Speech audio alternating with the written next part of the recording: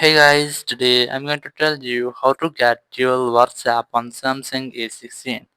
If you are using Samsung A16 and now you want to get dual WhatsApp on your phone, so let's see how can you do this. You just have to enable the settings, so go for settings.